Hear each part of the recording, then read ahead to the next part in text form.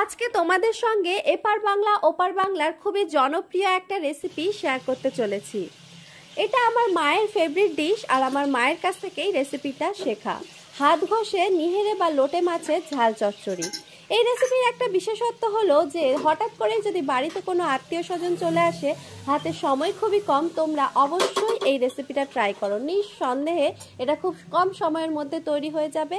আর যখন তোমরা পরিবেশন করবে, আত্মীয় স্বজন খেয়ে প্রশংসা তো করবেই, ইভেন তোমার কাছে জানতে চাইবে যে কিভাবে এত তাড়াতাড়ি এই রেসিপিটা তৈরি করে ফেললে। তোমরা ঝটপট বাড়িতে পেঁয়াজ, টমেটো, আলু কেটে নাও। এই নিহেরে মাছের সঙ্গে সমস্ত কাটা সবজিগুলো মিশিয়ে নাও। সঙ্গে আদা রসুন বাটা, হলুদ গুঁড়ো, লঙ্কা গুঁড়ো, স্বাদ মতো লবণ, জিরে গুঁড়ো, একটু বেশি পরিমাণ তেল দিয়ে খুব ভালো করে হাত দ্বারা সমস্ত কিছু মিশিয়ে নাও। এরপর একটা প্যানের মধ্যে সমস্ত মিশ্রণটা ঢেলে দিয়ে লো ফ্লেমে বেশ কয়েক মিনিট ধরে এটাকে হতে দাও।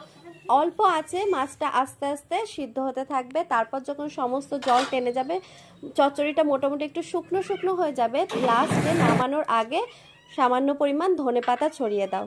আর এই রেসিপিটা তোমরা কিন্তু অবশ্যই বাড়িতে ট্রাই করো, আর কেমন হয়েছে জানিও। আর তোমরা কে কোথা থেকে এই ভিডিওটা দেখছো, কোন জেলা থেকে বা কোন দেশ থেকে, অবশ্যই কমেন্ট